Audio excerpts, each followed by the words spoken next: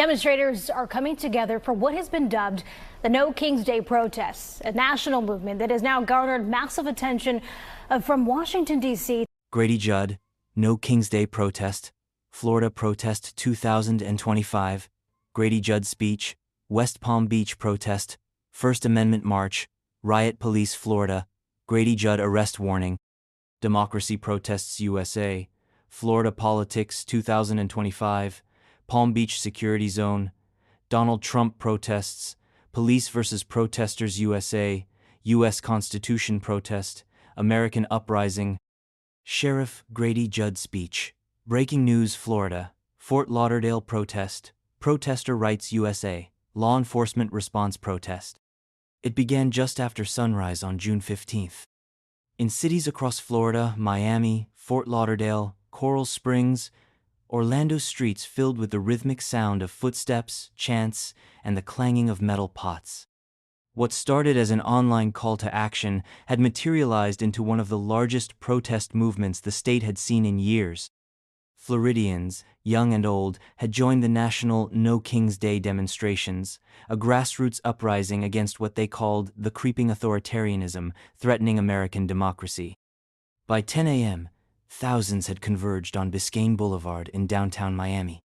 Students carried handmade signs reading, "We the People," "No Tyrants in 2025," and "Democracy is not a brand."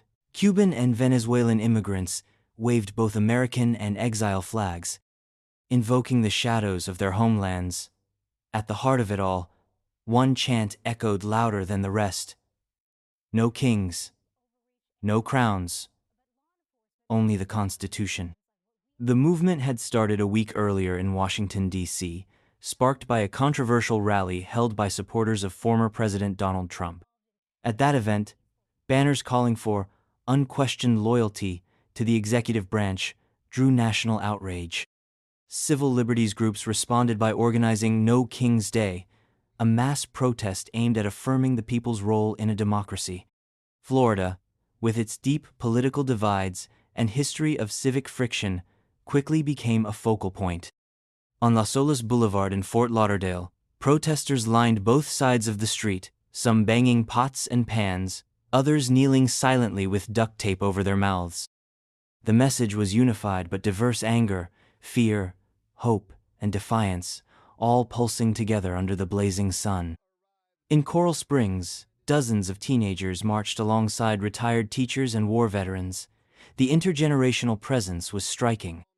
A 72-year-old woman named Lorna, holding a sign that read, "My husband fought for democracy, not dictatorship," told local news. "I've protested in the 60s, but this feels different. This feels urgent." Over in one of Florida's most iconic coastal highways, something remarkable happened. Protesters formed a human corridor stretching over 2 miles. Drivers honked in support. Bystanders handed out water bottles. Surfers waved signs from the shoreline. Even beachgoers joined the chorus, turning a Saturday beach day into a civic moment. Local businesses, though concerned about disruptions, largely supported the cause. Many posted signs saying "Closed for Democracy," or displayed American flags with the slogan, "We stand with the people." Miami-Dade Police, Broward Sheriff's Office, and local departments had anticipated the crowds. Officers were deployed in visible but respectful formations, some wearing plainclothes to better communicate with community leaders. No arrests were made in the first 6 hours. In fact, many officers could be seen sharing water and checking in on elderly participants under the heat. But while the day began in harmony, there was an unspoken tension lingering beneath it all, one that everyone, from organizers to law enforcement, could feel creeping closer. Because across the intracoastal, in Palm Beach, something very different was happening, and by nightfall, Florida's most iconic sheriff would make it clear: peace is welcome, but cross the line, and there would be consequences.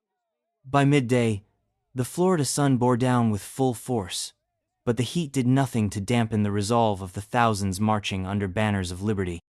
What distinguished this day from other protests wasn't the size alone, it was who showed up. In Fort Lauderdale, a woman in her 60s stood hand in hand with her granddaughter. Her name was Teresa Madden, and she had driven in from Naples with a folding chair, sunscreen, and a handwritten sign that read, "The Constitution is my flag." She wasn't alone. All around her were families, not activists by profession, but ordinary people pulled into the streets by a sense that something sacred was slipping away. "I'm not here because I hate anyone," she told a local reporter. "I'm here because I love this country, and I'm afraid for it." Nearby, a U.S. Army veteran named Donnie Rivera walked with a steady limp and held an American flag high above the crowd. Onlookers stopped to clap as he passed. Around his neck hung his service ID. His message was simple: "We didn't fight for kings. We fought for rights." In Miami, outside the Freedom Tower, a group of high schoolers marched in unison, chanting, "This is what democracy looks like." Some wore their graduation gowns. Others had duct tape over their mouths to symbolize what they saw as a rising culture of censorship and fear. A teacher marching beside them wiped away tears. "They're not being led, they're leading." The energy was raw, but focused. There were no violent incidents, no smashed windows, no police standoffs. Instead, there were moments that felt spiritual in their intensity. In Coral Gables, an African-American pastor led a moment of silence for every life lost to political violence on all sides. It lasted 4 minutes and 44 seconds. No one moved. Even the officers posted nearby bowed their heads.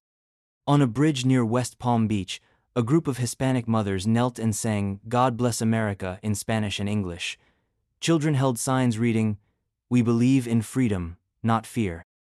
What surprised many was the presence of former Trump supporters who joined the march not in opposition to any one man, but in defense of the republic itself.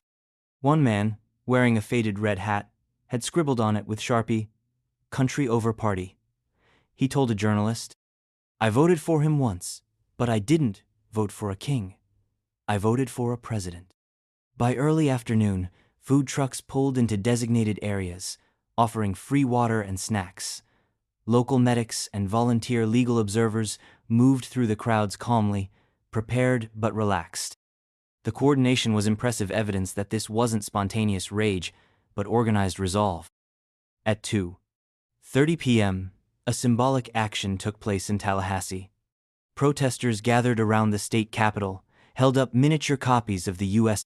Constitution, and recited the First Amendment aloud in unison.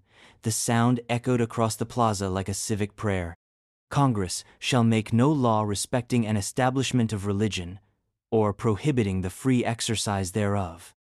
The moment went viral.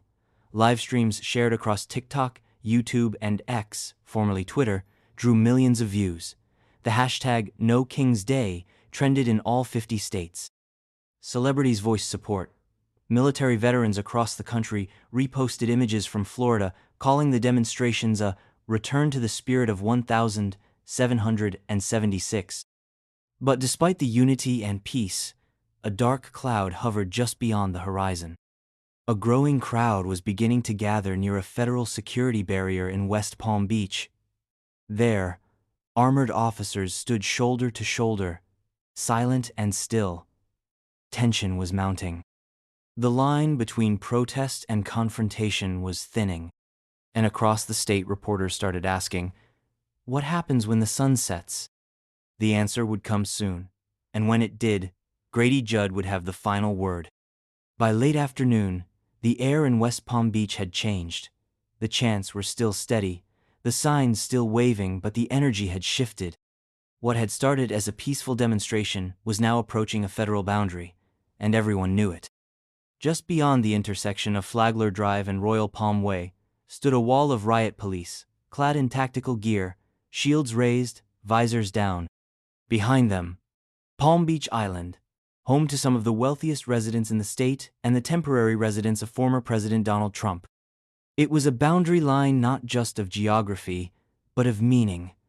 Protest organizers had secured permits for marching through designated streets, but had not been granted access to cross into federal security zones. That didn't stop a wave of demonstrators from approaching the line. Volunteers moved quickly, urging the crowd to stay calm. Legal observers in neon vests repeated into megaphones, "Stay behind the line. Do not engage. You are being recorded." But despite their efforts, the tension crackled like a live wire.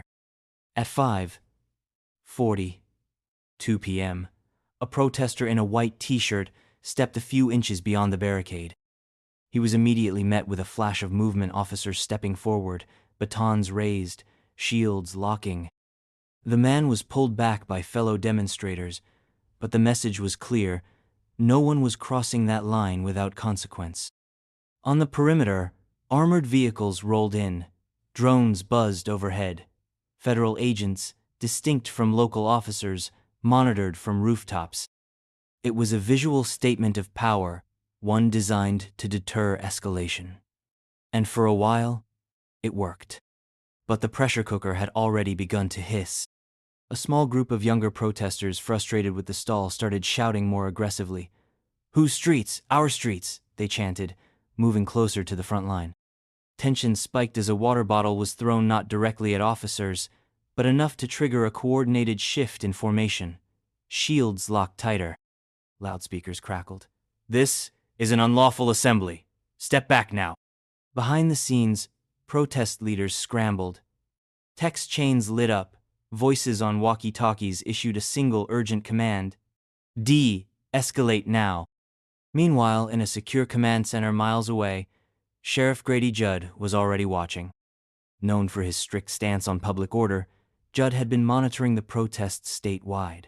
He'd been quiet up to this point, allowing local departments to manage the operations. But as news of the federal standoff spread, phones began ringing. Journalists asked if there would be mass arrests. Parents called in panic. Elected officials whispered about the optics. That's when Grady Judd made his move. He reached out directly to the Florida governor's office and the FDLE, urging a unified law enforcement statement. But more importantly, he crafted one of his own to be read before sunset, across all major networks and platforms. Back on the ground, organizers were able to pull the crowd back just in time. The front line cooled, but the images: riot shields against protest signs, armored trucks behind peaceful marchers, were already viral. Public opinion was splitting. Some commentators framed it as a necessary show of force to protect national security. Others called it government intimidation of citizens exercising their rights. But no matter where people stood, all eyes now turned to one voice they knew wouldn't sugarcoat the moment: a sheriff who didn't flinch under pressure and who never let disorder go unanswered. The message was coming. And when Grady Judd finally stepped to the microphone, the entire state would be listening. As dusk fell over Florida, the atmosphere was electric. From Tampa to Tallahassee, millions had either marched or watched. Downtown Miami still echoed with the remnants of chants. But in West Palm Beach, where riot gear met First Amendment signs, the state stood at a crossroads. At exactly 7:00 p.m., Sheriff Grady Judd stepped into the spotlight. Framed by the seal of the Polk County Sheriff's Office and flanked by officers in uniform, Judd addressed the media with the same unflinching clarity that had made him a national figure. His tone was calm. His words, anything but soft. "Let me begin by saying this. I respect peaceful protest. I respect the right to gather, to speak, to challenge authority. That's what this country is built on. But let me also be clear. There's a line. And when you cross it, you will be arrested." The statement ricocheted across Florida in seconds. It aired live on television, was clipped for social media, and shared by sheriffs and governors from other states within the hour. Judd's message wasn't just about the day's events, it was a warning about what could happen next. He continued, "You damage property? That's not protest, that's crime. You shove an officer? That's not dissent, that's assault. You try to turn a peaceful march into a riot? Then don't be surprised when you wake up in a jail cell." He didn't just speak to the protesters. He addressed law enforcement too, and made it known that accountability works both ways. Our job is to protect lives, not egos. We're not here to provoke. We're here to protect everyone. But if my deputies step over the line, they'll answer for it just like anyone else. His statement struck a delicate balance, fierce in defense of law and order, yet respectful of constitutional rights. It was a tone few officials had managed to strike in a moment so volatile. In West Palm Beach, news of Judd's comments filtered quickly through the crowd. March organizers used them to calm tensions. "Even Grady Judd is saying stay peaceful," one speaker said through a megaphone. The effect was immediate. The front line began to loosen. Protesters sat down, linked arms, and began singing quietly instead of chanting. Throughout the evening, helicopters hovered above several cities. Law enforcement remained in position. Let's take a look at what's there were no happening mass in Coral arrests, Springs. You can see no violence, protesters on the no corner fires. here gathering Just with Americans their signs. angry, You see hopeful, exhausted, taking up space in a democracy they feared was slipping away. Online, Judd's clip had already been viewed 14 million times. While some critics accused him of threatening language, others praised the speech as exactly what was needed.